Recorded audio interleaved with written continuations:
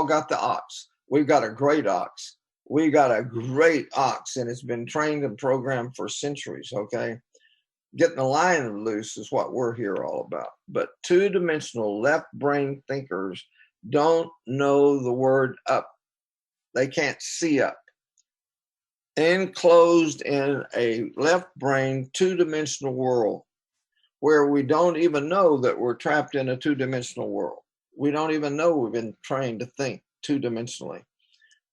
But we got an Einstein here that can take somebody that's a two-dimensional person and lift them up into the third dimension. And so that's what this is really all about. So don't think what we're doing here today doesn't have anything to do with the business that we're building, because it has everything to do with the business we're building. So, okay, now, the other thing I was going to do that I'm not going to start with, just for sake of time, but I would encourage all of you to go to the site and do it more than once, and get your guests to go more than once, and under the vision to watch the introduction,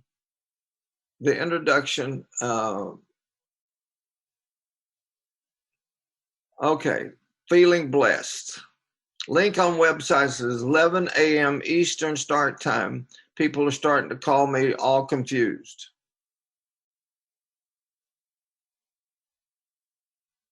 So let's just find out what's happening here. Website saying the webinar is over and you can't register now. So I don't know where the problem the is. last email that was out, and there were other two. The one that was a reminder today is a residue of the previous one that was wrong. There have been 3 emails going out with the right link. So open the last one that was sent about an half an hour ago that has the right register links, and the website has the right register links also. And okay, it has a different time. Sorry, I was wrong several times. Several times. Okay. Oh, my.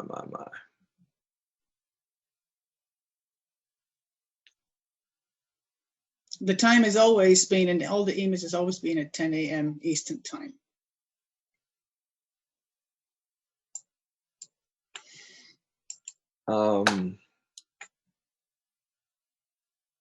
I'm going to come get a vote here. Most people are in, Larry. 153 we have in. Yeah, but that doesn't answer it. That's on the basis of registration. That's not on the basis of what may have been out there. All the emails. Just wait there.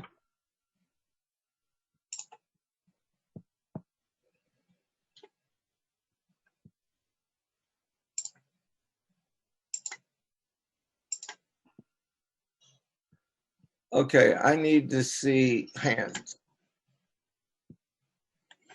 And everybody take your hands down, please. I've got a question. Don't raise your hand. Do not raise your hand. I've got a question, and I want to see hands after the question. How many of you think we should come back in 45 minutes and start from there?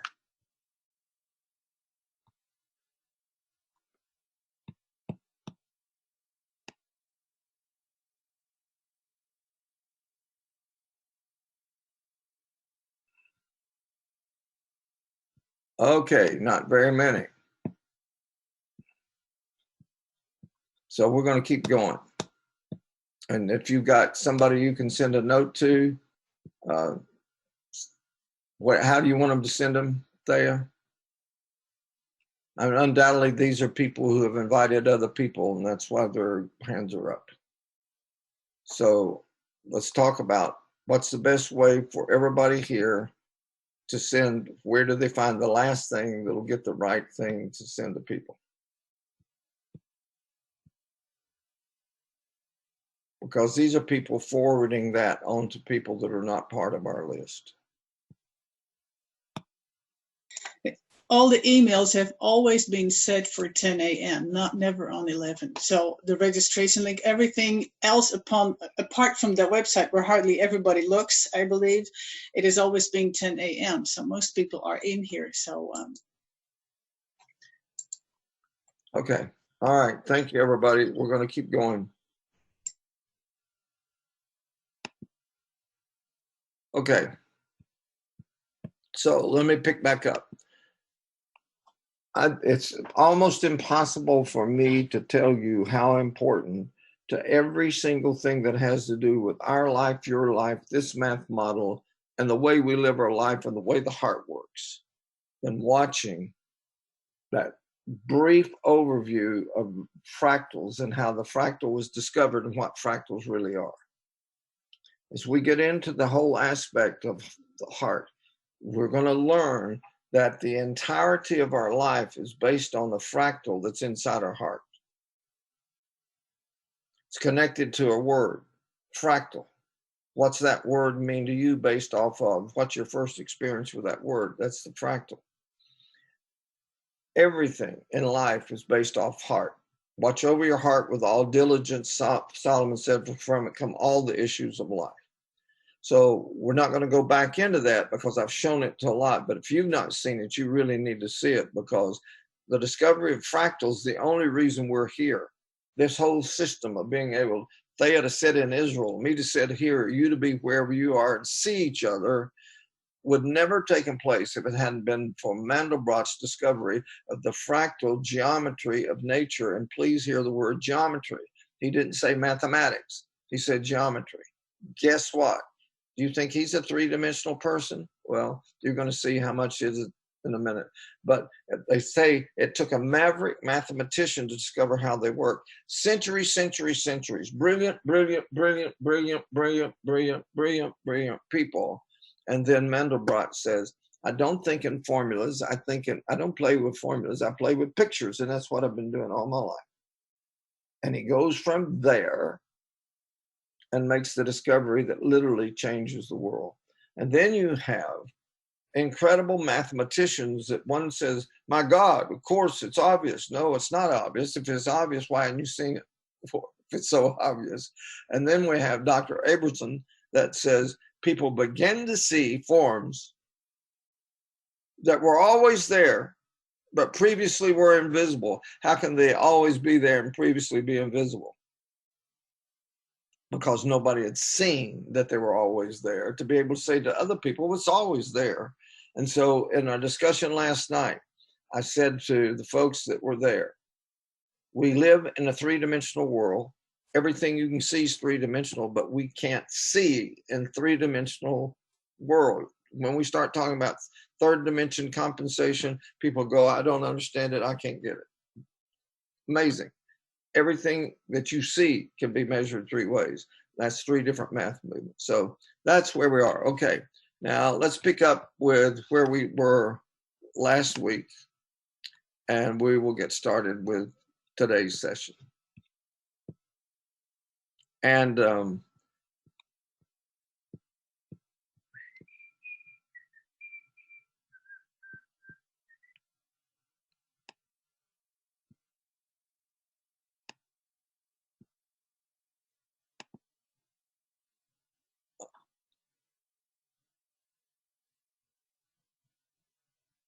so Thea, yeah, okay. Okay, this is what our whole world's about, the Rediscovery of the Heart Institute, and it's about rediscovering the right brain heart.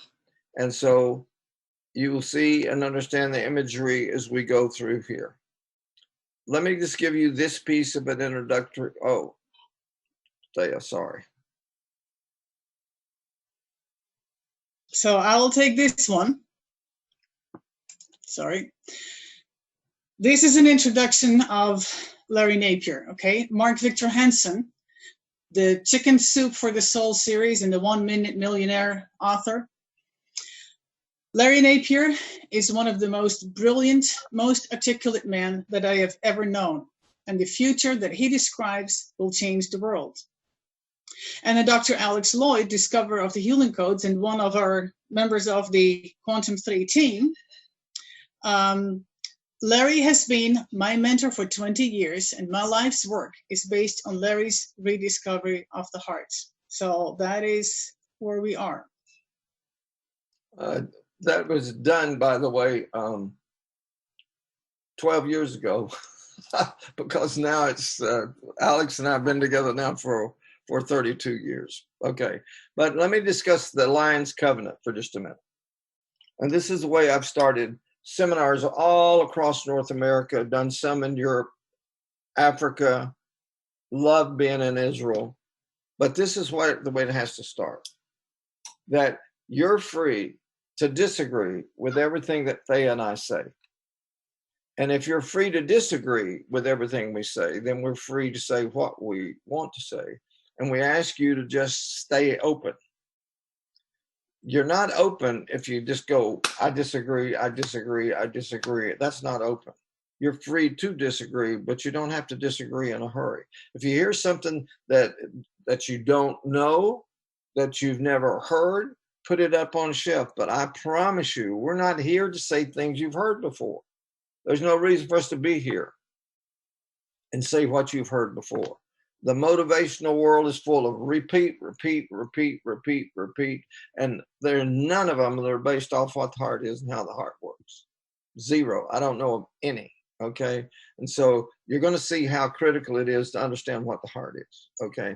But if you're free to disagree, then we're free to flow. And you can just say, well, I don't know about that. Put it up on the shelf. And if you put it on the shelf, I got a lot of things on the shelf. The shelf is, I'm not come to a conclusion about that yet. If the Father wants you to get it and it was true, he'll bring it off the shelf to you sometimes. Truth is self-authenticating. There's a place on the inside. I've done these seminars in front of thousands, started doing them in '88. I've had so many people come up to me after a whole day and say, I've believed what you said all my life, just didn't have the words for it. Well, why? Truth is self-authenticating. When they heard it, they could say, I get this. I get this. So you're free. And that makes us really free. Okay.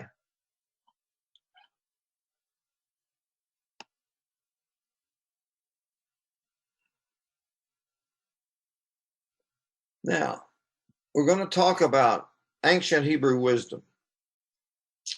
Releasing the line and rediscovering the heart and recovering the lost language of our birth. We're going to talk more about the lost language of our birth.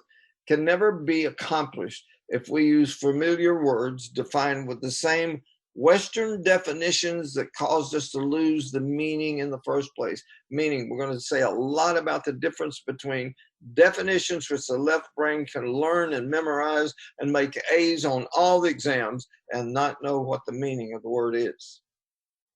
Meaning is a function of the heart. It comes from experience, and the intellect can load up with definitions that it doesn't remotely understand what the word means, but can ace the test and think that it really knows. So ancient Hebrew words simply say this: the wise heart is to the right and the heart of the fools to the left. Long time before Sperry came up with the difference between left brain and right brain, right? So let's talk about the ancient Hebrew wisdom, because we got a picture of the ox on the left and the lion on the right. So the preeminent emblem for the rule and the leadership and the monarchy in ancient Hebrew is the majestic lion. But since Hebrew is written from the view of a culture based on sowing and cultivating and harvesting crops, the lion's the primary symbol for the vital role of work and service and productivity.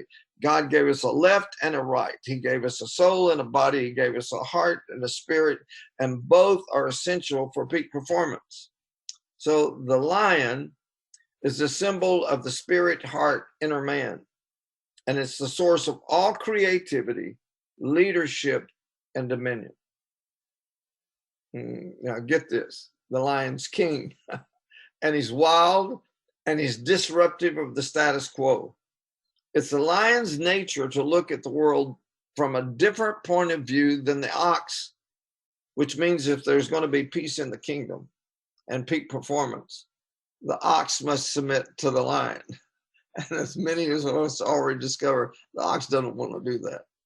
But what's the role of the ox? Well, the ox is the symbol of the soul, body, outer man. It's first among the domesticated leaders. It's strong and it's consistent and methodical. The ox is the one who executes the plan. A rich harvest comes from the strength of the ox. He's a doer, but he's not a creative thinker, which means until the ox engages, the lion's vision is unfulfilled. It takes both. The ox can't get a vision. That's not what the ox does. But the ox can execute the plan. In fact, the ox can do the math to say, wait a minute, this didn't work. And we'll talk more about that with go. But the lion's where the creativity is. That's where the genius is. Okay, now let's talk a quick review of the last time. We talked about the dream. The dream is where you and I came into this world, and we were absolute geniuses at the beginning of the language of the heart, because we had to take some years to start to learn the words that were the language of the house that we were being raised up. But we were learning at the speed of now as babies, absolute geniuses. None of us have ever learned remotely as fast since we were 2 as we did from 1 to 2, 3, 4, somewhere it's this light speed. And so we talked about the dream world, and we talked about the dream world where there's these wonderful people that want to teach us how to be happy and how to be productive like they are. And we hear them and we almost hear them, but we don't quite get it. And all of a sudden we discover that we've lost the language of birth. We don't understand a word these people are saying, and we have to relearn the language of our birth. We have to start over with the language of our birth. If we're going to embrace the dream and learn to live where we have to relearn the language of our birth. Okay, so our cage lion explains why Aslan, the whole beautiful thing of the Elsa the lion, the Lion King, Christian the lion, and Aslan touches so deeply. There's a place on the inside that causes us this to say, wait a minute, I love lions. There's something about lions that really appeals to me. Yeah, you got a huge one on the inside saying, get me out of this cage. So here's where we are. We've got this huge problem that Western definitions and Western words caused us to lose the meaning in the first place. And we have to use different words, different images, and different thoughts. They got to be initially different. They got to be strange. They got to be even unfamiliar if we ever hope to recover the lost language of the heart. It's just that simple. So the first use of the word heart seals the Hebrew fractal formula. Every image of the thoughts of the heart. Now, Thea's going to come back to this and take us into more detail on this in just a minute. But this is huge. This is where my life changed. 1984, after years of teaching motivation, all that rah-rah stuff that I did for years, and 17 years teaching with the Bible in my hand, being a Bible teacher, using the word heart all day long, every day, just like you do, like everybody does, without the foggiest idea of what the heart was. And I was awakened at 4 o'clock in the morning in January 1984 with a clear instruction to study the word heart. That meant I had to pick up ancient Hebrew, start with the first time the word heart's mentioned, and this is it. And this is the fractal that establishes everything, and it doesn't matter what any person in the world, any place says about the heart. Nothing matters except what God says about the heart. And this is where he made it absolutely clear, and Thea will take us into more detail about that. So what are we talking about here? Well, it means the language of the heart's images. And every single thing in our lives take place because of what's stored in the heart. Now, we've used the heart down here as just a picture, okay, because it's really up in the head big time in every cell of our body. But this is what takes place. An event takes place out here. We see, we hear, we smell, we taste, we feel. But the soul doesn't know what to do with it. The soul's the one that registers it, but it doesn't know what to do with it. The heart's the one that determines what we do with this data, this information. How does it determine what to do? On the basis of previous experiences. And those previous experiences are tied to the image that smell is like, that taste is like, that feel is like. And then we react based on the previous experience. And this is what's so critical, because reactions are huge, and overreactions are indications of places in the heart that's not healed. And overreaction's temporary insanity. It means what? I'm out of control. Zero control to an overreaction. Can't keep from overreacting if the trigger, if what happened out here triggers a place in the heart that's not healed. Now, let me relate this to you, to everything we're doing to create a paradigm shift in person-to-person marketing. If you use the words to talk to somebody you're talking to that causes them to see a picture based on their previous failures, time after time after time, 97% of the people not doing it, then where do you think you're doing? You present your own problem the minute that you get into recruiting format that is based off of the same old, because you're going to get no's so fast it's not even funny, and you're not even talking to the real person. You're talking to the previous program, and the person just absolutely is programmed to say no. I'm saying no. I've done that, tried that, not doing it again. Never again. Never again. Why would I ever use a vocabulary that I know is going to trigger that? I wouldn't, and I don't. We'll talk more about that, okay? Now, last week we talked about intellectual metamorphosis. This one makes me laugh. I love spending time on this one. In fact, I enjoy it too much, to tell you the truth, okay? Because I identified it when I recognized that the metamorphosis of a frog is exactly left brain orientation. It made me just laugh. I couldn't keep from laughing. So when you look at the difference between intellectual metamorphosis and authentic metamorphosis, then we will begin to recognize how the previous programming of the ox controls the image maker, nor while it'll take a lifetime of, we'll spend the rest of our lives getting rid of too much left brain programming. But this frog does it exactly like you'd expect it to do. You see exactly what you're going to get. It changes the vocabulary, it changes definitions, it changes concepts, and the world's full of the word transformation with no transformation taking place. It's one of the favorite words of motivational speakers, but they never talk about what it takes to really, really transform. It's not information, okay? So we went from there to this next picture of intellectual, and this was, I absolutely love this.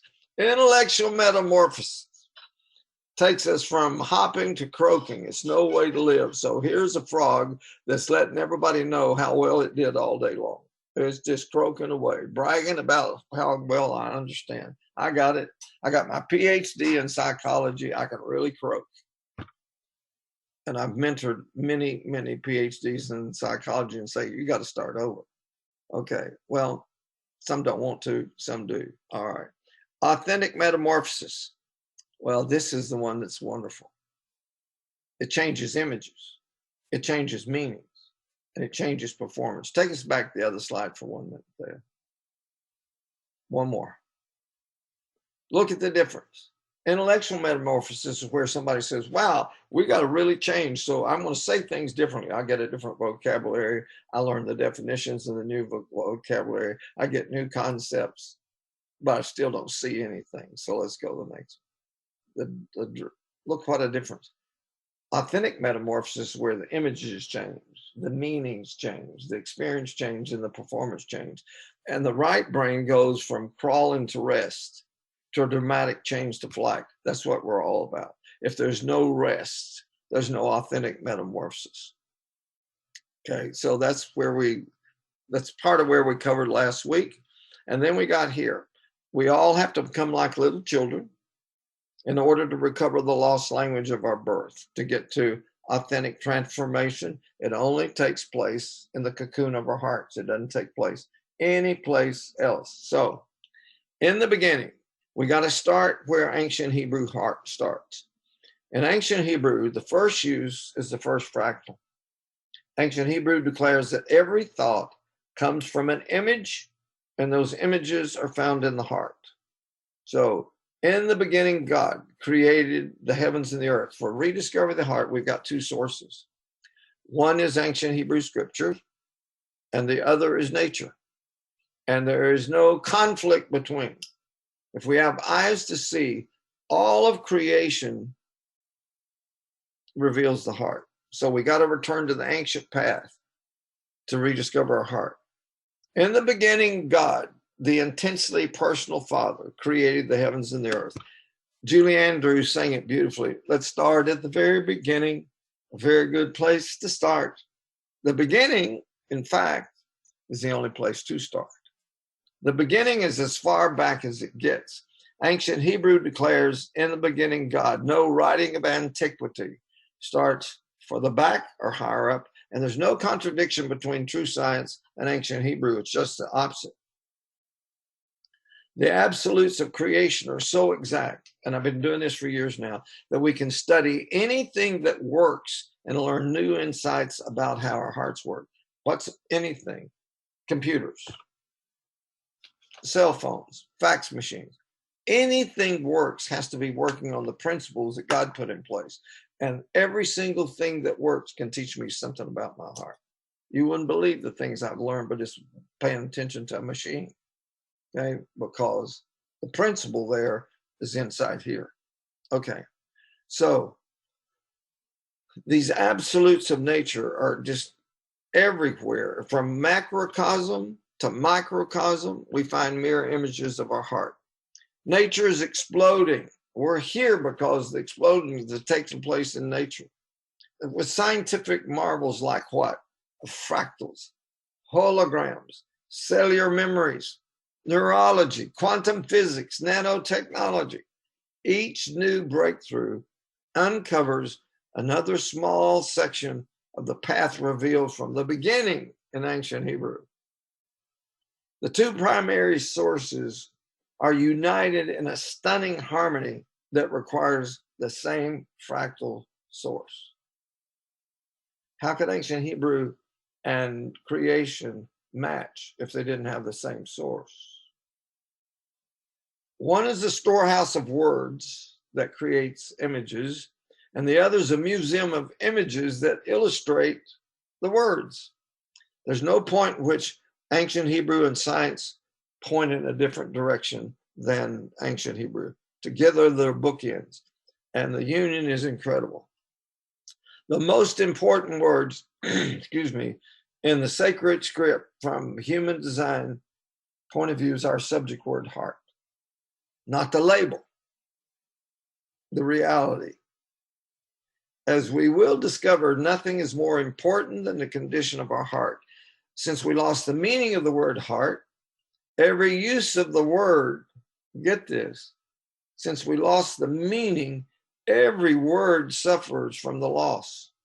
And supportive words designed to help us expand and understand the meaning, they're just neutered and they don't produce anything.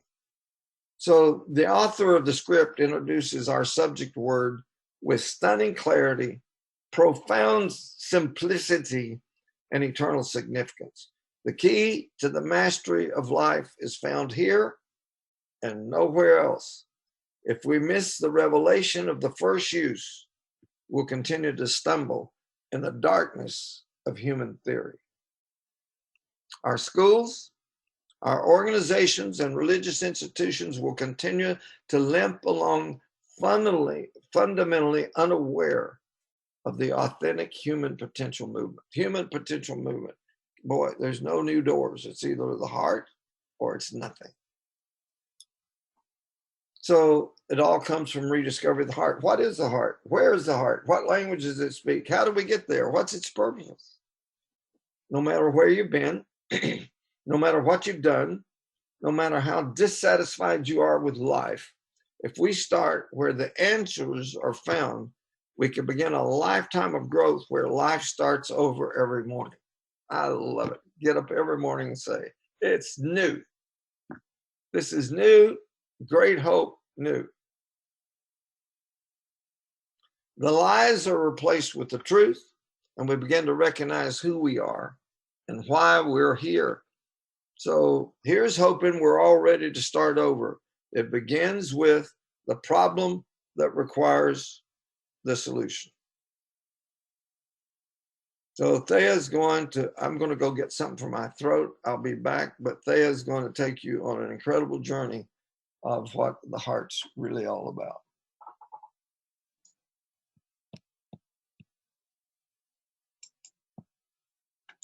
Indeed. So you're going to get a little bit of a Hebrew lesson. As some of you may know, that Hebrew is the language that I live in. Being here in Israel, living in Israel, this is the language that I live in, that I do groceries in, that I read in, write in, watch TV, talk and love and argue with my family, etc., etc., etc. So I'm breathing Hebrew. Hebrew has a little grammar device that is called construct state. And this is where you see this little hyphen is in between. That is kind of the English equivalent to illustrate the construct state. And what is a construct state? That two or more nouns are tied together in a chain of nouns. And this chain of nouns is an ownership connection. So the construct state is there to emphasize that ownership connection of these nouns that are tied together. So there is something really significant about this grammar device. It has really a meaning, okay?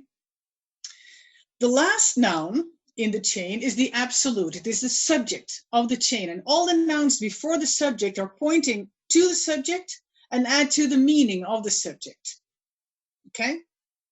The last noun in the chain, whether it's 3 or 4 or 5, usually it's 2 or 3. In English, we often need more to translate the totality of it, but 2 or 3 nouns together, they all point, noun number 1, the first and the second always will point to the last one, because that is the subject. That is kind of the owner. We talk about an ownership relation, ownership connection. The last one is the owner, and the first ones, the previous ones, are describing something, giving something, a description of the owner. They add to it. The order of the chain, therefore, is essential, okay? Because that's the only way that we can know who the owner is. So, for example, the house of David. David is the owner. We're not talking about the sons of David. We're not talking about anything else. We're talking about the house of David. But David is the owner, okay? The order of the chain, as I said, is essential. Each of the nouns gives something of itself to the meaning of the subject noun. So as I said, we know that it is about the house of David. We know it's not about the sons of David. We know it's about the house of David. Together, this chain forms an entirely new entity, with each of those nouns giving something to of themselves to the owner of the chain. This becomes a new entity with a new meaning that is greater than the parts. And it cannot be broken apart without losing its meaning. I'm going to repeat this again. This new entity has a new meaning that is greater than just the parts. The house of David is greater than just talking about a house and just talking about David. It becomes something that is greater than the parts, and you cannot break it apart without losing its meaning. So in the beginning, the ancient Hebrew reveals the heart. Ancient Hebrew does not introduce heart as a word.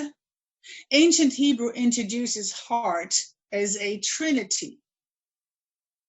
It is a construct state of 3 words. Construct state is a chain of 3 words. that all point to the last word in the chain, that is the owner, and it becomes this constructed, this chain becomes a new entity with a new meaning that is greater than just the parts, and it cannot be broken apart without losing its meaning. Okay, we keep that thought with us.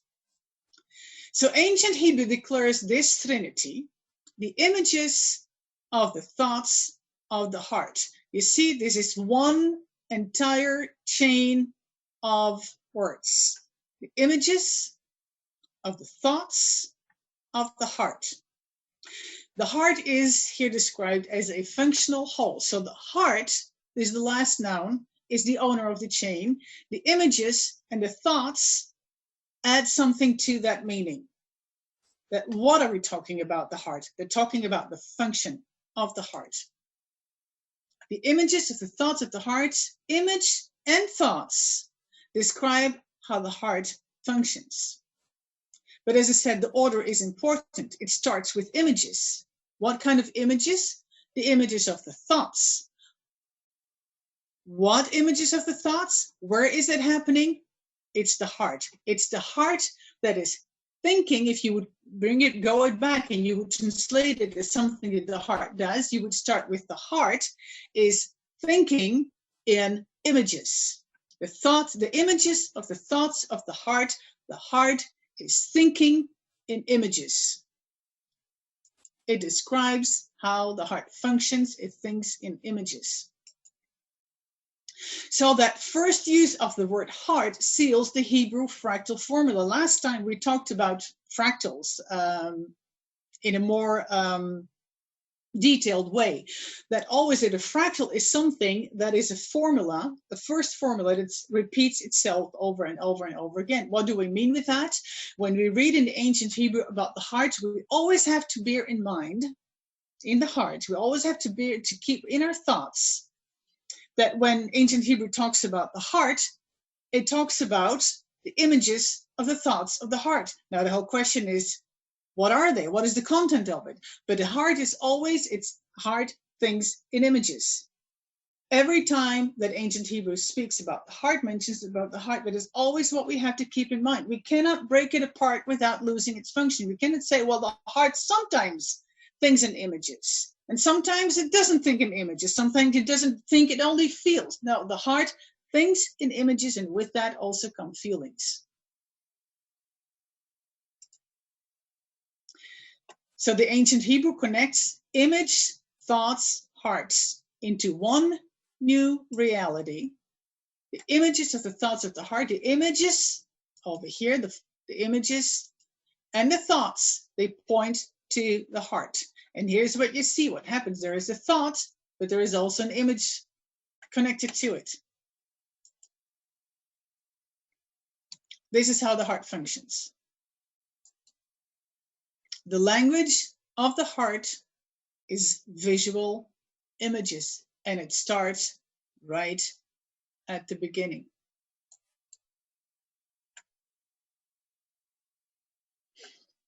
Okay. Well, let's say until Larry is coming back and have his throat, let me for a moment stop sharing screen. And any questions so far?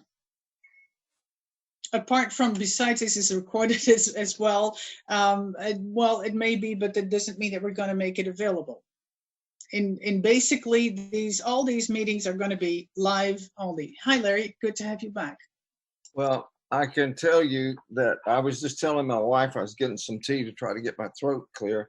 That Thea does such a wonderful job of sharing this and teaching this. But this is where my life changed. Now, you need to know that when I got run down by the Lord in 1969, I started over, Genesis chapter 1, verse 1. I could go get you the Bible and show you that very verse she showed me and show you that since 1969, that verse has been underlined. But my left brain ox read it, but my heart didn't get it. And so that happens to be obviously be the first place that I start when the Father says, study the word heart.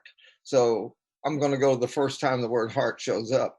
But Thea may have mentioned there's like 1,000 places in the scripture that says the word heart. So I had to go say, okay, what does this verse say the heart does? What does it say the heart experiences? And what does it say that God does to the heart? And I had to meditate on 1,000 verses. How could I say, okay, I've read 10 of them and I got it? Then I had to turn around and do the same thing with soul, because there's almost 800 with the word soul. And then I had to do the same thing with the word spirit, because there's over 1,000 words. So I got about 3,000 verses that I have to meditate on before I can say, wait a minute, I think I'm beginning to understand there's a distinction, and they're not synonyms. The soul is not the heart's not the soul, the heart's not the spirit's not the soul, and the spirit's not the heart. God's got the best vocabulary in the universe. And if I'm going to be arrogant enough to make synonyms out of him, I'm going to be blind to what he's really saying and doing. So anyway, that's the whole construct state in Hebrew is the reason you find us writing so much in construct. And people say, well, why are you doing that? Because we know, whether you know or not, that construct says this is an entire entity. It's not 3 different words. It's an entire entity that lets you get an image in your heart completely different. So now we're going to look at something that's pretty fascinating. I can tell you this, and again, these are the places that you're free to disagree. Everybody remember that. But this is the reason I can have the confidence that I can teach a PhD in psychology, okay, and say you need to start over. That sounds so arrogant. No, it's not. It's starting where God started, not where man started. Okay, it's not complicated. So we have this incredible thing that takes place with a man named Roger Sperry. And Sperry is where science begins to discover that there's a difference between the left and right brains. And Sperry won the Nobel Prize for it. So after centuries of left brain domination and right brain lion suppression, restoring equilibrium is going to be impossible if we emphasize balance. It's amazing. I've had so many people that I've tried to share with and say, well, I'm more left brain, so I'm just going to be balanced. No, you're out of balance, and you're not here to keep the rest of us that are right balanced. We're supposed to use both. That's what we're supposed to be operating off of. So restoring equilibrium is going to be impossible if the focus is on balance. We need to be focused much more on what the right is to even start to learn to function from the right. Everything in creation operates on the same basic principles, which means everything outside in the macrocosm is a mirror image of everything in the internal. Nature's wonderland of heart revelations we just talked about. But in recent years, the explosion of knowledge foretold thousands of years ago in ancient Hebrew begins to occur at warp speed, and none of these discoveries contradict ancient Hebrew. In the Rediscovery of the Heart, we'll look at the most revealing discoveries that call us to return to the language of our homeland. Nobel Prize winner Roger Sperry's discovery of ancient wisdom in his split brain research is much more significant than has been previously recognized. Sperry won the Nobel Prize based on his world-changing research of these ancient garden hemispheres. We've got this huge 2 hemispheres and this river that connects them, river of nerves. We're going to look at. Sperry was brilliant, he was courageous, and he's late. Sperry's discovery came from testing former epileptics that had a capillus callosum severed that kept the left and the right from being connected like they were connected.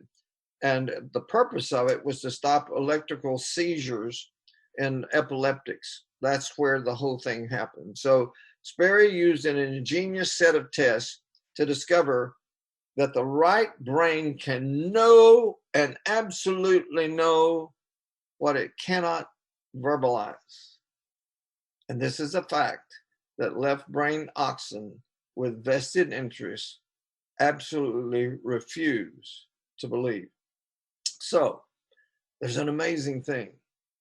The left and right are not identical twins. They operate in a completely different environment and a completely different way. And you can go to Google and just put left brain, right brain up, and you'll find image after image after image, and all of them got articles that'll take you into more detail. But we're going to look at something here, and I want you to understand the significance of what we're about to see. It's mind-boggling to me. We're going to hear Dr. Gazzaniga. I wonder who he is. He was Roger Sperry's assistant. The man we're going to listen to right now is a man who coined the phrase right brain, left brain. He's the man. He is voted one of the top 2,000 scientists in the world. And because he's an atheist and he doesn't believe in God, he doesn't start the right place.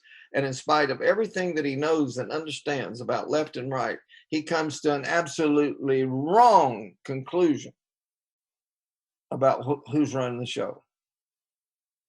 The number one expert in the world on left brain, right brains got it wrong. Let's watch it. We're going to see an epileptic that he worked with that's had this surgery that severs the left and the right. And then they take it through a series of tests. And we're going to have fun, real fun. It can open your eyes in an incredible way when we get to Dr. Gazzaniga's conclusions. But let's watch it. It's short.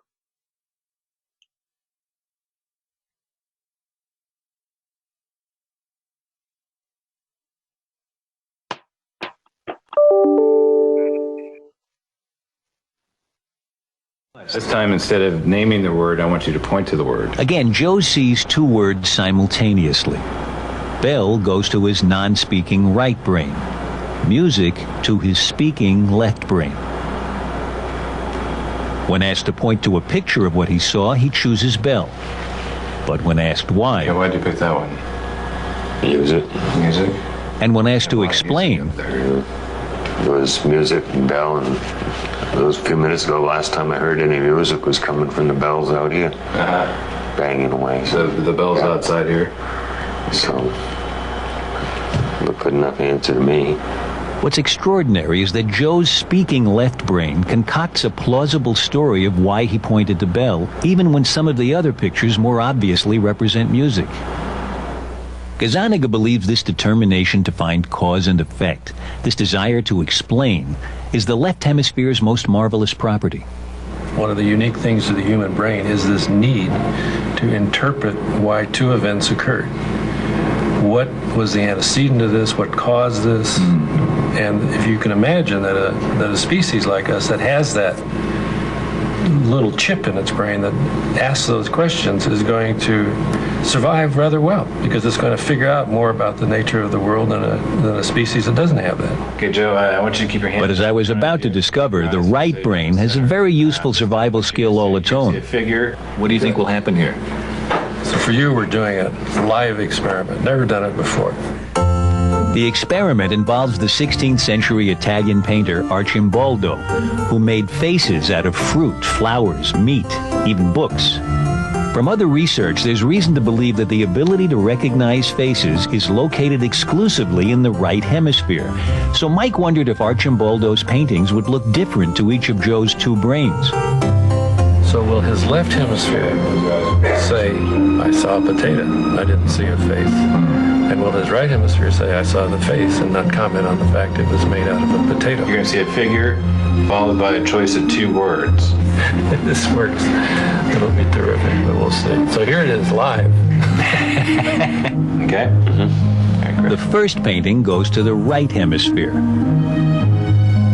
And Joe points to face. The next painting goes to his left brain. And this time he points to fruits. Mike seemed pleased. Are you having a moment? This is too good. Again to the right brain. and Joe sees it as a face. Point it down. But to the left brain, Face made out of books. Point it up. There's the books. were you happy with what you're seeing? It's unbelievable. He's doing it. You see that? It's good. They're going so fast. It's shifting from left to right so fast. I can't keep up with you. You're used to looking at this. When you show him a face in the right side, the left hemisphere, Yeah. he's focusing in on the elements that made up the face. Yeah. When you show him the exact same picture in the left field, going to the right hemisphere, he's focusing on the face and not the elements. And not the elements.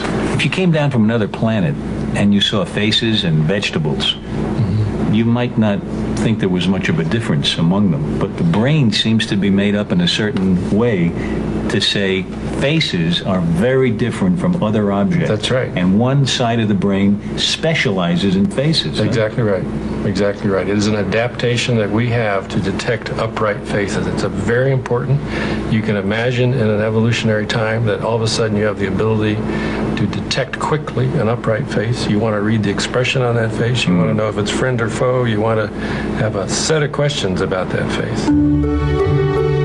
The right brain might be skilled at recognizing faces, but when it comes to what gives the human mind its power, the ability to reason, to invent, to interpret the world around it, Mike Gazzaniga's 30 years of research has taught him which hemisphere he wouldn't want to be without. The old phrase around our lab is don't leave home without your left hemisphere. That's where the action is. Oh my. So this is the #1 guy in the world on left and right.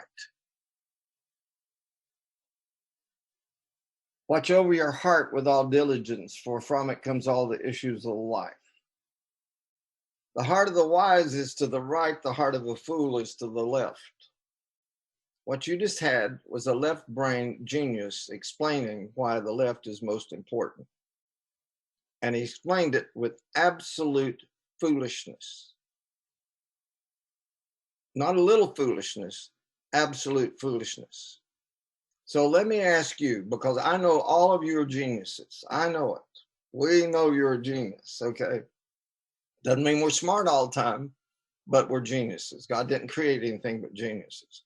We'll cover that another time and show you how early the genius was proven.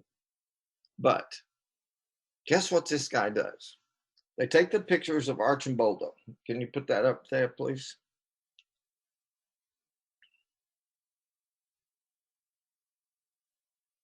No?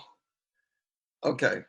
If you remember, we had Archimboldo, and he's the painter that painted faces made out of different materials, books or fruit or flowers, or I mean, he used lots of things, meat.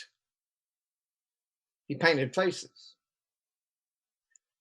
Gazzaniga comes to the conclusion that when they test Joe and they put up the word that shows him the picture from the right that goes to the left side of his brain, that he picks the word fruit or he picks the word book,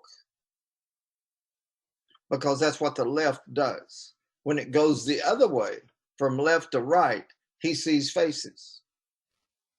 Okay? He sees faces. Okay, can you go? You still don't have Archimboldo? But, okay, all right. So let me see if I can get this, and then we'll move on. But it's huge. What if Archimboldo, instead of using books to paint faces, had painted a house? What if he had painted a tree? What if he had painted a ship? What if he had painted something other than a face? Would the right said, I see a face?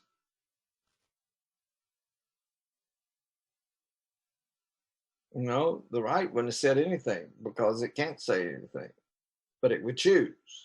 And it could point to what? A ship, a horse, whatever the painting was. But this genius comes to the conclusion that the purpose of the right is to be able to see faces. That's really, really important, because he goes on to say, by the time that man was standing up, you really need to be able to recognize this face to know, is this a friendly face or a bad face? Forget the fact that the dog is about to take your head off because you don't recognize a friendly dog from a bad dog. It's just total foolishness. There's not one thing that's accurate about it except the demonstration that he did, which was the paintings were of a face. So he could say, this is about faces. But he can never, ever have said it's about faces if the painting had been of a barn.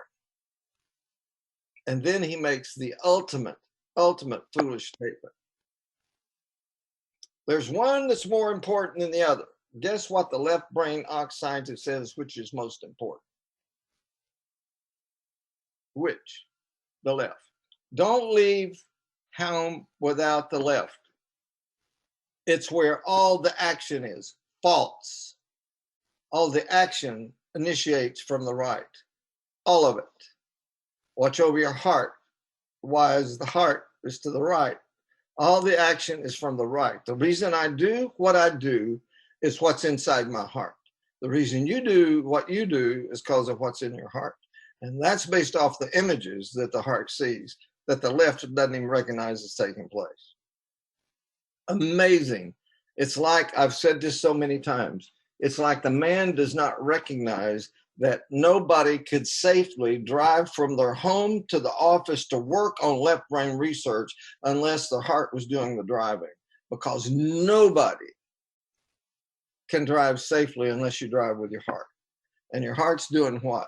Massive mathematical calculations, physics, and all that kind of stuff's taking place instantaneously because this genius inside that knows that it's driving. And if you've ever been on a highway with 4 cars abreast traveling 70 miles an hour, you better bet you that you're glad that everybody's driving with a heart, including the guy that's on drugs that's next to you, or the guy that maybe halfway drunk or arguing and mad with somebody. You better bet that you're glad that person's driving with a heart.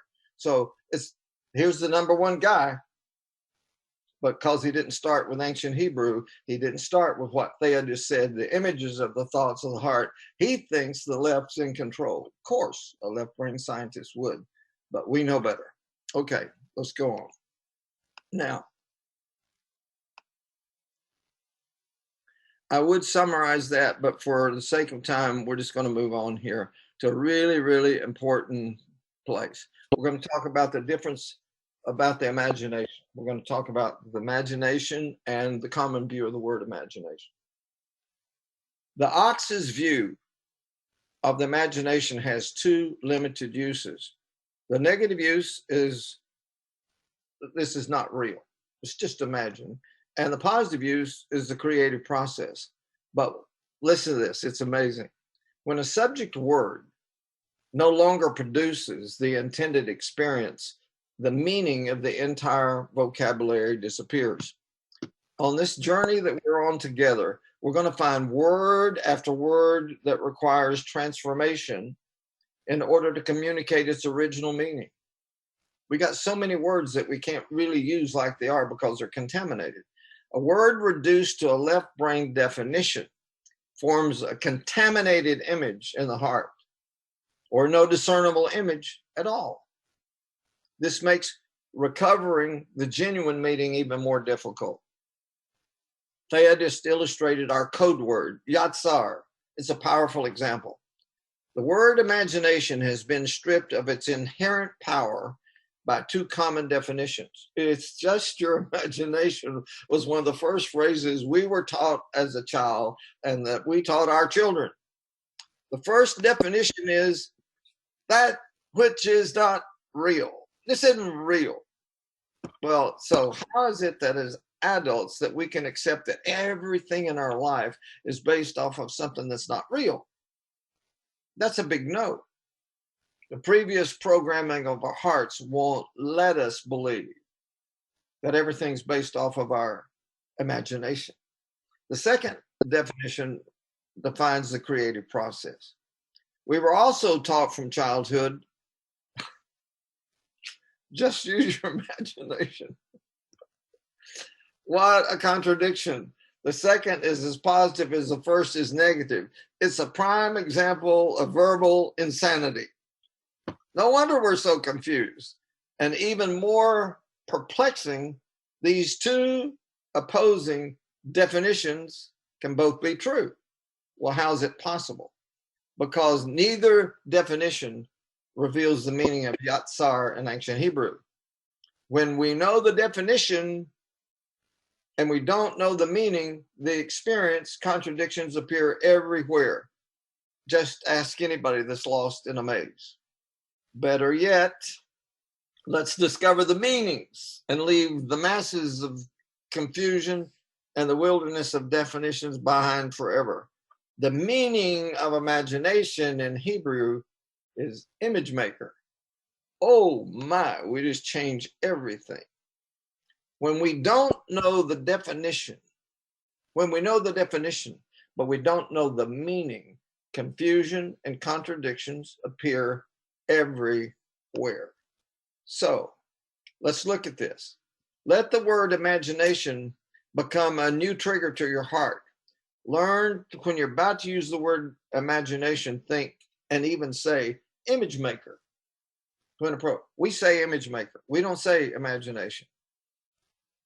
When you use the word image maker, there's a new treasure in your vocabulary, and when you use it to become second nature, and once it does, it really means that the day will come where the image maker by itself becomes a deep, deep well of revelation. Image maker is a huge, massive revelation about how you work and about how the world works, okay? So let's look at the Hebrew image maker. It's the right view of imagination, okay? Not real, creative images and all the images of life.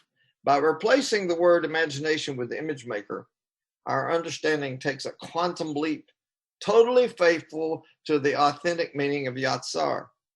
The image maker transforms our experiences from the maze of paralyzing contradictions and the wilderness of definitions to enter the promised land of meanings. When we can experience what our word means, we're in the promised land. The word can do what it's supposed to do only when we know what it means, not just how we can define it. It's not that the imagination is not real, nor that the imagination is not creative. However, both the negative and the positive uses describes functions of the image maker and not the image maker itself. Let me say that again. Positive use, negative use of the image maker is describing functions of the image maker, but it's not the image maker itself. When we say imagination, then we think, well, imagination is some kind of eerie thing. It's not just some kind of something, but it's a not real something, or sometimes it's a real something. So all the issues of life flow through the image maker in the heart, not just some thoughts, but all thoughts, all. Now, this is starting to come. Let's look over here, the images of thought. These are recent articles out of publications as mankind increasingly is in understanding what it's really all about, how this really, really works. They're not identifying it with the heart. They're focusing on the brain, but we know that the Hebrew word for heart locates the heart up here. Okay, we'll do that another time. All right, so all the issues of life flow through the image maker in the heart. So now this gets real critical for how you go about building your Quantum 3 business, how you talk to people in terms of what compensation's like, how you talk in terms of we got a paradigm shift, everybody goes back to zero. Ron Forberg was telling me yesterday about a conversation he had with a man that's been a leader for years in the other world. And he said to this man, you don't get what it means that everybody's back to zero. What we're doing here puts everything back to zero. So that you've been a leader in the old does not remotely mean you'll be a leader in the new. The leaders in the old get left behind if they don't embrace the new. Think Amazon. Okay. Think Sears. Think how many businesses are being closed. Okay. So let's talk about it. The image maker can see, believe, and do, and it's going to do it based on the images that are currently on the screen of the heart. We've all got, the scientists can't find your screen. We got screens to our computers. We got screens on our phones. We got movie screens. We can find screens everywhere, except they can't find yours. And you got a huge one, and it operates with a quadrillion synapses that can fire just like this. And it has the entirety of all the experiences of your life stored in here. All of it. All of it. So the bad stuff has to be healed, or it still controls us. The past is not past until it's healed. That's huge. The past is not past until it's healed. Again, when you're making a call to tell somebody about what we're going here, and you use words that instantly connect negative experiences in the past associated with that word, you created your own problem. It's pretty simple, okay? Can the image maker produce frightening, unreal images? Well, unfortunately for many people, that's what their image maker does best. I live in fear.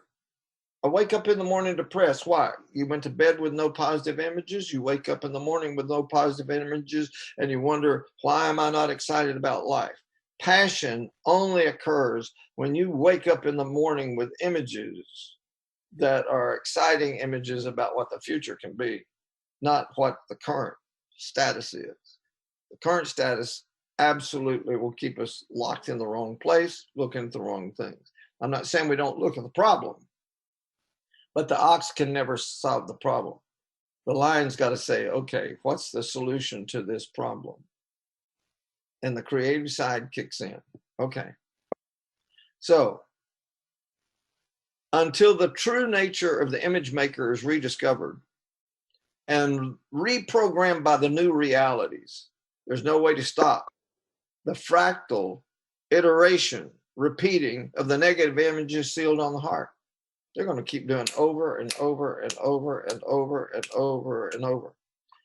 Well, can the image maker be used creatively? Absolutely. That's how the genius was released. There is no genius in history that wasn't functioning from the right when the genius is being in play. That's where it is.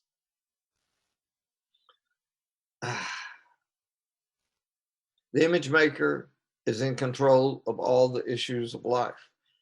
And if that's true, then what's more important than learning what your image maker is and how to get it thinking and seeing in a completely different way? That's critical. So all the issues, the autonomic nervous system may not even be properly named, since it performs an array of automatic functions based entirely on the image maker's interpretation of our current environment.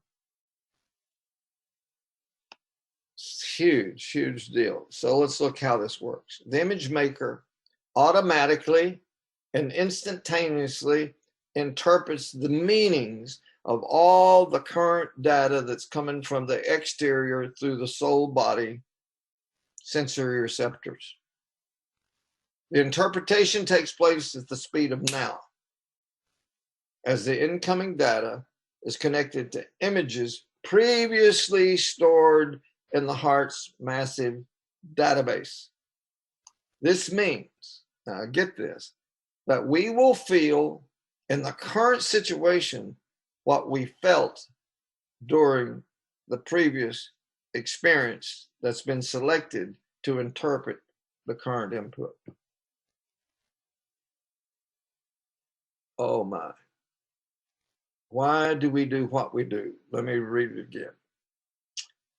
This means that we will feel about the current situation what we felt during the previous experience that's selected to interpret the current input. In other words, the past is not past until it's healed.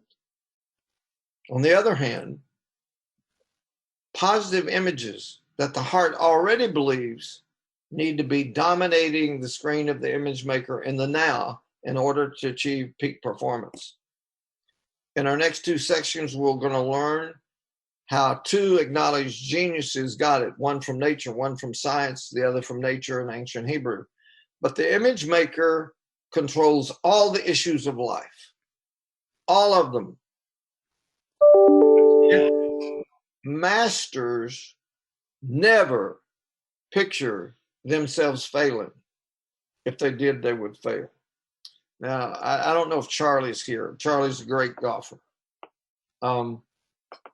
I was in New Orleans in 1971. I believe it was 71. It may have been in 72. There was a man named Orville Moody who had won the U.S. Open golf championship just a few weeks before. And he was, that's one of the toughest tournaments of all. I was with him, watching him on a par 3 hole that was 150 yards, but there was water between him and the green. And this wonderful, great golfer hit a ball in the water. I don't mean that he hit one up in the air that the wind caught and knocked down. I mean, he hit a ball in the water in front of it. And I looked at that and I thought, well, I can do that. I can pull that one off. I got that one. 1984, I suddenly understand why he did what he did.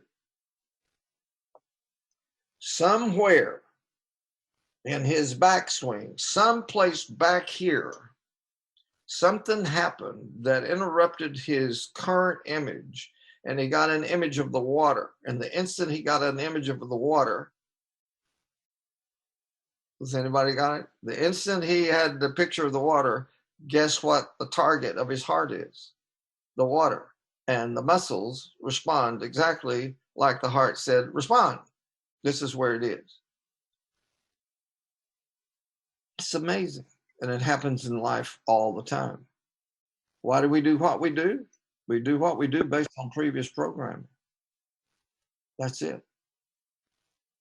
That's why I like to say to somebody, the answer is not no to what we're offering here. It's not no.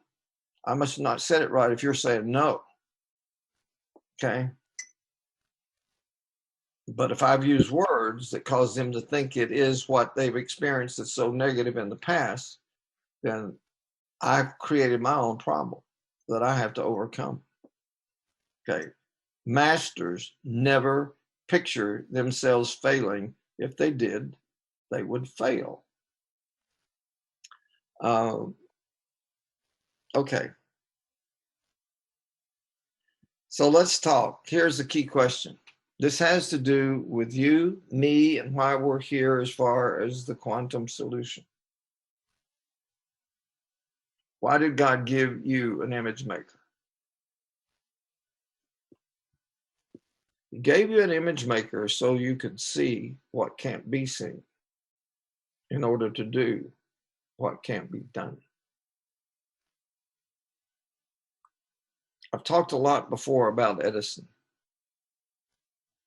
Edison had something show up in his image maker, and it was a light bulb that was burning. Now, motivational speakers have always confused me because I don't know who has the truth. Well, the first time I heard this is that he and his oxen, is everybody with me? He and his oxen, because the ox has to do.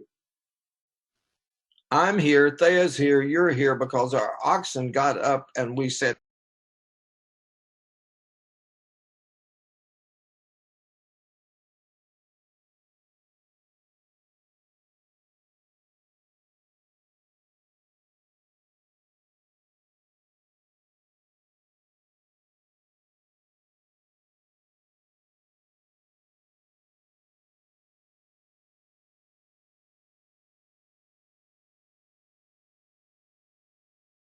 Einstein changed the world with his thought. But what was his thought? He saw himself on a beam of sunlight, like on a surfboard. People were surfing. He saw that. He saw what that was like, and instantly got his entire revelation that took him 14 years for his left brain ox to be able to have the math to let other people start with the math and work back to what he saw. When they asked Einstein how he had the patience to keep working on it for 15 years, he said, I was only working on the details. What's the details? How?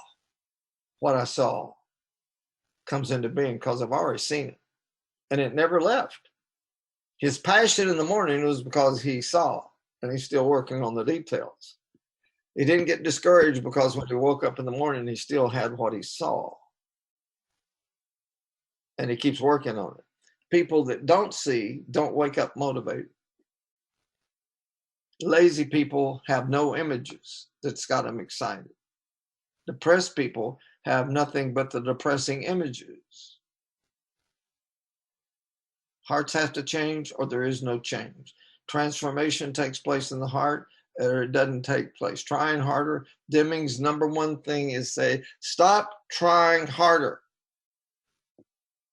So don't let anybody tell you the reason that you didn't succeed in person-to-person marketing is because you didn't try hard enough. If you tried your very best and you weren't successful, if you weren't productive, that's why you don't succeed. Maybe we can find some ways to help you be productive, but everybody has to be personally fruitful. Everybody. There's no game. We're not playing a game here. We're building an incredible world-changing business, but we're building it because we're going to be fruitful personally. We're going to introduce other people who are fruitful. That's multiplication. And then we're going to go to the third dimension and we're going to do dominion. Dominion does not mean domination. It just means leadership. It's not negative. There's nothing negative about people that want to dominate. I want to run from. You should run from. Everybody wants to dominate. Don't dominate. Okay. So that's where we are. So, all right. So what's that all about? One of the things that's nice for you to do is to pay attention to your internal dialogue, to try to find out what's controlling you. If you find yourself saying, this is just like, what you just may have found out, this is just like my father used to do. This is just like my mother used to do. This is just like my coach used to do. This is just like this person used to do. If you go there, you're already discovering where you're being controlled from. It's amazing to me through the years. I've talked about a very significant thing that has to do with getting free from the past. And it's absolutely simple. And it's called forgiveness. Okay? Forgiveness. It's really tough. I've talked to women that were raped. Okay? Weeping because of the pain. Yeah. There's a solution. Forgiveness. Never going to forgive. Then you stay controlled by the event. Forgiveness is essential. Forgiveness is enlightened self-interest.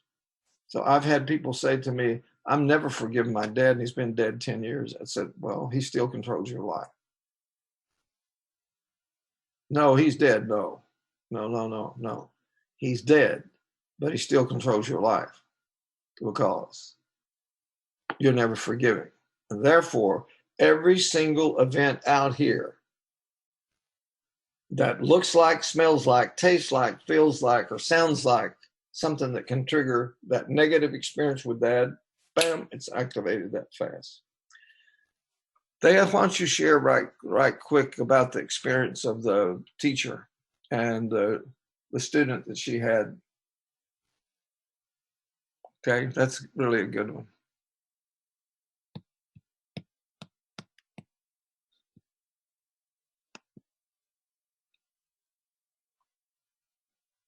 Don't look at me. Yeah, it took me it took me a moment to get there. The teacher and the student. Yes.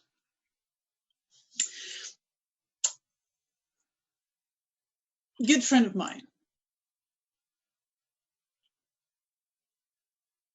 grew up during Second World War in Amsterdam. And it was after the war. He had seen a lot of his classmates disappear. It was after the war and school is back, and he is about 9 years old. And there is one teacher who keeps insisting that he will not look at her. He will not look her in the eyes. And he is troubled, he's confused about it, because his mom has always taught him that if an adult speaks to you, you look them in the eyes. But this teacher is insisting that don't look at me, don't look me in the eyes. It just doesn't make sense. Why was that? There was something about this boy's eyes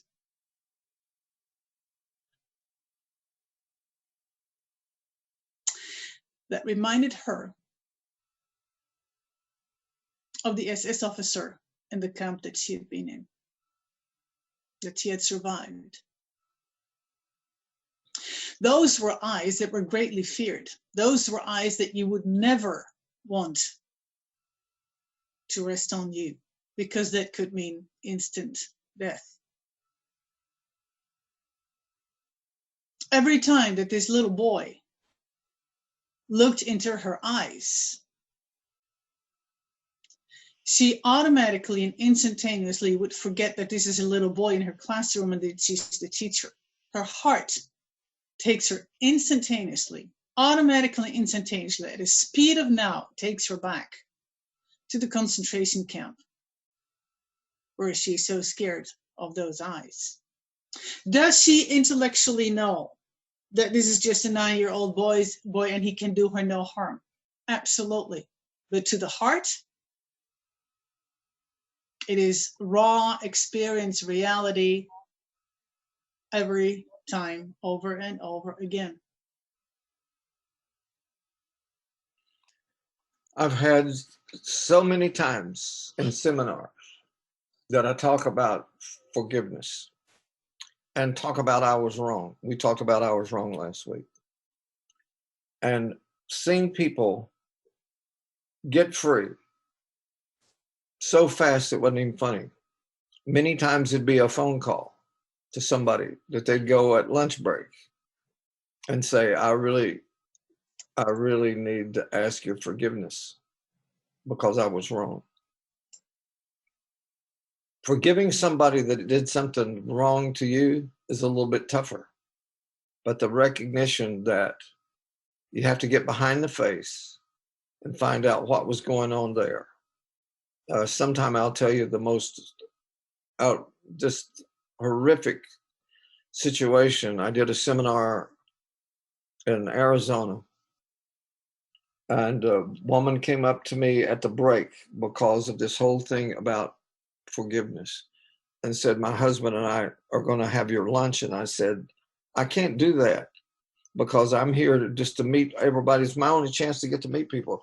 And tears came into her eyes immediately. And she said, my husband and I will buy your lunch. And I immediately recognized that I was getting a call from further back and higher up. And I said, yes, ma'am. And so when I met with them, they told me the most horrible thing I'd ever heard about how you expect us to forgive this.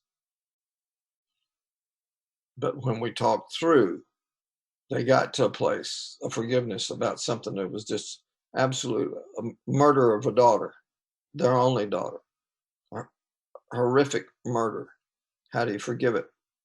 Okay. You get behind the face. Get behind the face of the murderer and say, what in the world went through that person's life? Where did they get in that kind of shape that Satan could get that much control of them to do what they did? Then you can get behind the face. Doesn't mean you say it's right. Forgiveness never means that I'm saying it's okay. Forgiveness means this is so wrong. It is so not okay. There's only one solution for it. Forgive it. It's the only solution. It's not saying. So many people think that forgiveness means I'm saying this is okay. It's not remotely that. If it was really a wrong. Okay. So here's another one. Another one of these key words. People have been treating me like this all my life. Uh-huh. Well, there's a trigger. This is one that husbands and wives deal with a lot in those little discussions that they have. You know, some of you know what I'm talking about, the discussions that take place between husbands and wives. You always. You never. What are those indications, places in the heart not healed? What does that mean? It means exaggerations is a heart trying to express itself. Now, when Kim says you always, I can react from my ox and say, no, and start listing all the times I did what she says I never do. Or I can respond from my line and hear a cry. A cry that means you do it enough that's not considerate of me, but considerate of you, that it's hurtful to me and it's painful. And my way of expressing it after 5 days is you always, or you never. Those are little words that indicate places in our hearts that need to be fixed and need to be healed. Just absolutely are wonderful, wonderful places. Okay, we're going to go 2 other places here. We're about ready to come and see where we have questions. But I want to go to, I'm going on to, what do you see? We got a little pop quiz here, okay? We put it up. I want everybody to look close, take as much time as you need, and I want you to look and tell me what you see. Can you put that up there? There we go. What do you see? Look closely. Now I'm coming back over here. There's no trick question. I want to know what you see. Hold on. I got to get to.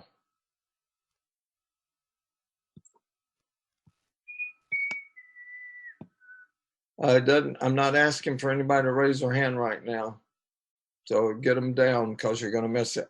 This whole thing up. Okay. Let me see. I'm having trouble. Now I can get there. All right. Okay.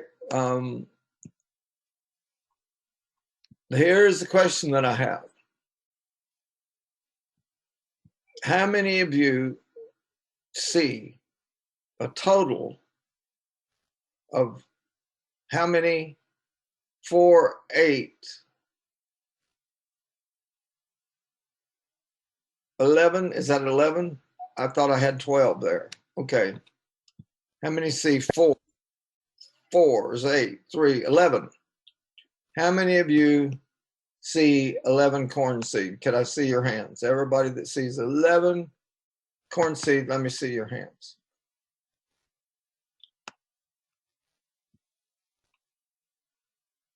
Okay. Well, there's a lot of you not raising your hands, so I'm surprised. Okay. So let me tell you what we're here to learn how to do. Go to the next one.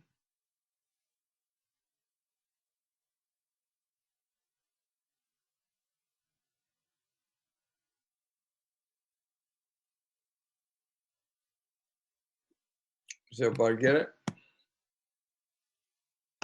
The ox sees corn seed. The lion sees cornfields. That's the whole point of vision. Seeing what can't be seen. Inside those seeds are cornfields. Inside Every single person that you introduce as an affiliate inside is the potential to be a whole cornfield, a whole harvest to be reaped. It's take care of that seed, water that seed, help with the ground of that seed. But the purpose of that seed is to multiply in an incredible, incredible way. So this is where we are. It's time for us to learn to see with our image maker. So let's come out, Thea, and we'll get out of here and going to have to make a move here so I can see everybody. Okay, we got all hands lowered. And anybody that wants to ask a question or make a comment, if you got a camera, we've got a few minutes here for our stopping time, so we could have comments, questions. Or use the question and answer, the Q&A button. Yep.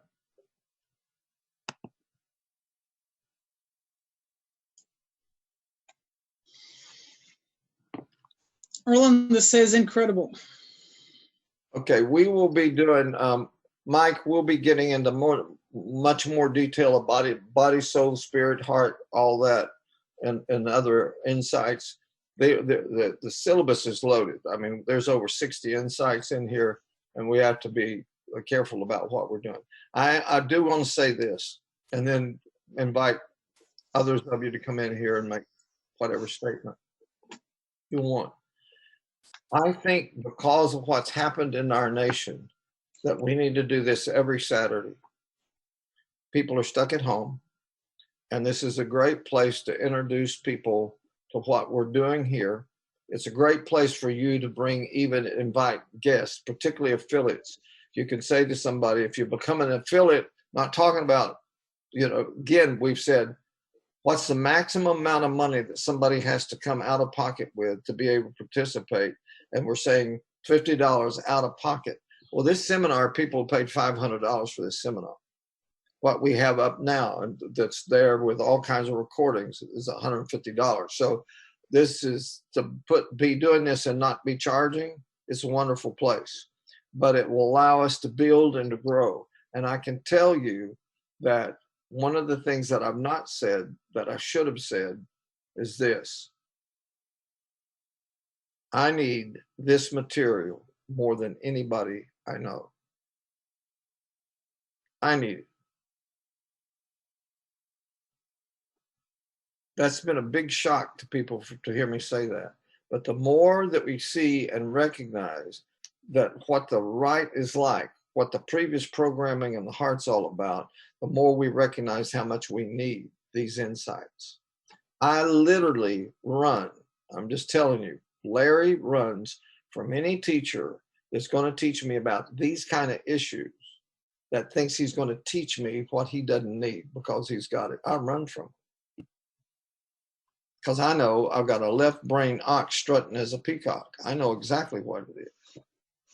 Because if you really get the depths of what's here, how off kilter our hearts are, how the genius inside of us has been decimated by left brain learning, it's incredible. I've done seminar after seminar after seminar that I've had grown men come to me that are 70 years old and thought they were dumb all their life, and they proved they're a genius all their life, but not in schools the way schools taught. And one of the things we will cover is my left brain genius, no, my right brain genius, lying, making horrible grades in school, horrible, generous D's. And I changed him in 20 minutes. He went from D's to A's in 20 minutes. And now he builds homes for the wealthiest people in Nashville, Tennessee. That's what he does. Memorizes all these massive blueprints for these $30 million, $25 million homes. Well, you know why? Because he can see them. He sees them in an incredible way. Okay, let's see what else is here. None of these seminars are ever going to be recorded and put up where you can see them. It's attend or miss. Okay. They're never, ever going to be any way other than that.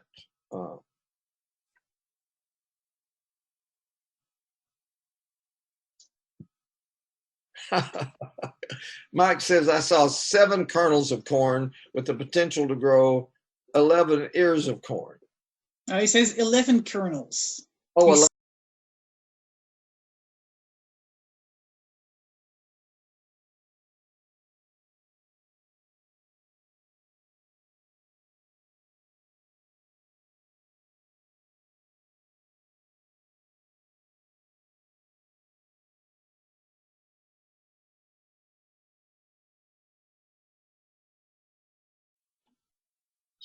This is my book that's called What the Singing Prophet Saw. It's available on Amazon. By the way, for those of you that would like to get a little bit more that you could look at, there is a, for $4.95, I believe that's what it is, there is a Releasing the Lion book that's up in the Kindle. Yeah, on Amazon. Releasing the Lion, Rediscovering the Right Brain Heart. Yeah, is a Kindle book. Is it doesn't have all the material, but it's got a lot of the material to be easy for you to study, everybody to get. It's not a heavy cost, and be able to study and study and study and study, because that's what we do. We start over all the time. Mark Robinson saying, seeing harvest, family, and community restored.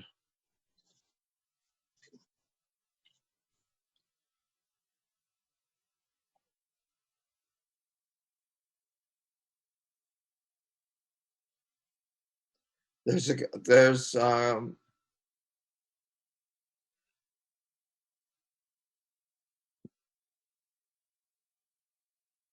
Mike saying, the key to learning is the ability and the willingness to unlearn. That's a great comment, Mike. Let me respond to it. I've talked about a prayer that I've prayed for years. And it goes this way. Father, teach me what you want me to know that I don't know. And teach me what I believe that's not true. Which one of those you think is the easiest? It's much easier to learn what we don't know than it is to accept that what we've been taught is false and it's not true. Because our identity so often is tied to what we believe. And if you come in and start messing with that, you mess with me. And so Mike's got this statement, the key to learning is the ability and the willingness to unlearn.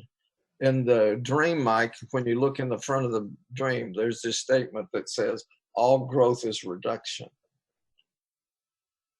All growth is reduction. Now that statement, as much as anything through the years, has caused people that read the syllabus to say, I don't know what you mean all growth is reduction.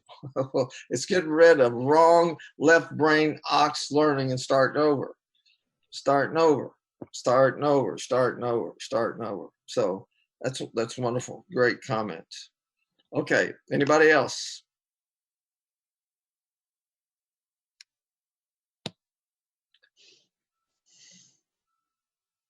Well, let's see. Imagine means.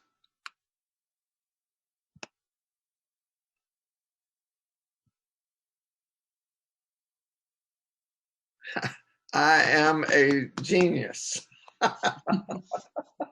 That's good. He's got capital I and an M and space and an A and G and an N and E. It separates them out. So it's like you don't have to do much creative with your heart to be able to say, I'm a genius. Every single breakthrough in history has come from somebody using their image maker. Every single one. There's a wonderful joke that I saw some time ago, and it goes this way. That the man who invented one wheel was really smart, but the man who invented the other three is a genius. So you think about How much better off were we with four wheels than one? Okay, so let's see what else is here. Other questions, other comments? Genie. Now, I don't believe in Genie, so I'm not here to answer questions about the bands. They do that on Wednesdays or by sending to admin. Okay.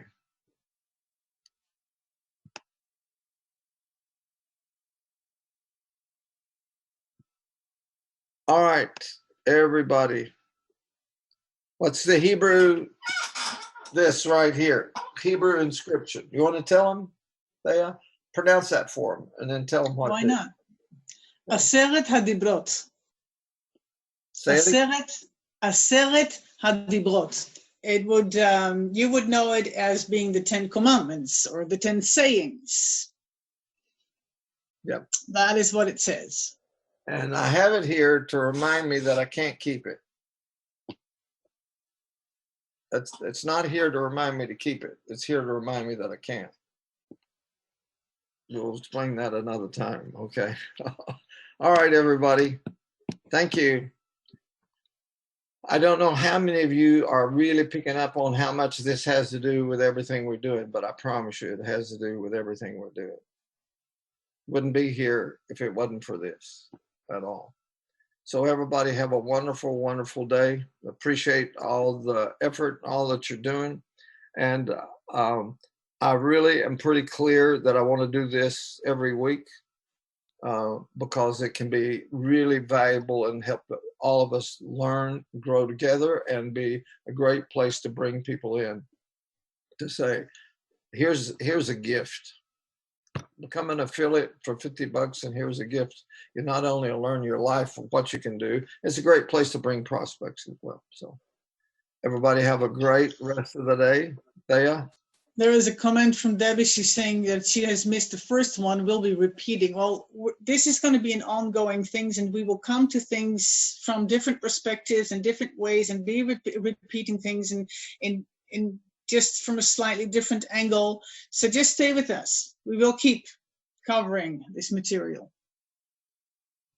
Yep. And then Ongoing. so to make when I wrote this material, so Thea's the midwife. I wrote, she read back, she'd read out loud so we could find, I'd read out loud so she could hear and see. So she's a real authentic midwife, not one that was just a play name, but real. But one of the things that we really, really, really wrestle with is which one of these concepts do we put out first, these whole insights, because you can do them. You can start in 10 different places because they have to be interconnected. They have to be, or they're not life. So, yeah. So everybody have a great day. Thank you for being here. Bye-bye.